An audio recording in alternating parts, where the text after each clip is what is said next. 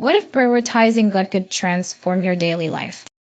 Join me as I take on the challenge of prioritizing God first in my daily life for an entire week and see how it transforms my routine.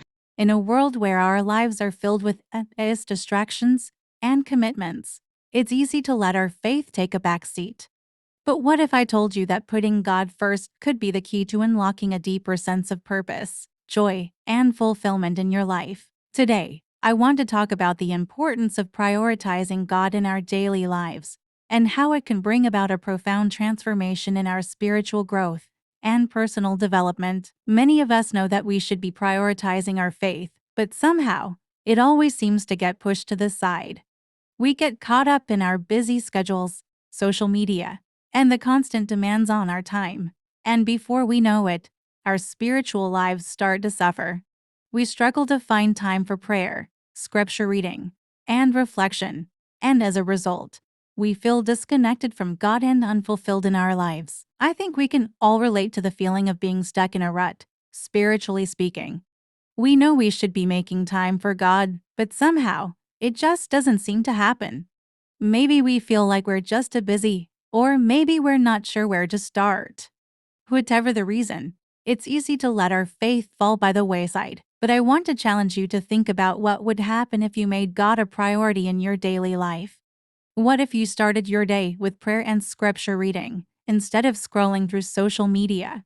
What if you took a few moments each day to reflect on God's presence in your life, instead of rushing to get to work or school? Let's explore some practical ways to prioritize God in our daily activities. One way is to set aside a specific time each day for prayer and scripture reading. This could be first thing in the morning, or right before bed, whatever works best for you. The key is to make it a habit and to make it a non-negotiable part of your daily routine. Another way to prioritize God is to incorporate Him into your daily tasks. For example, you could pray while you're driving to work or listen to worship music while you're doing chores. You could even take a few moments to reflect on God's goodness while you're waiting in line or sitting in traffic. When we prioritize God, we're acknowledging that He is the source of all life and joy, and that He desires to be an active part of our daily lives.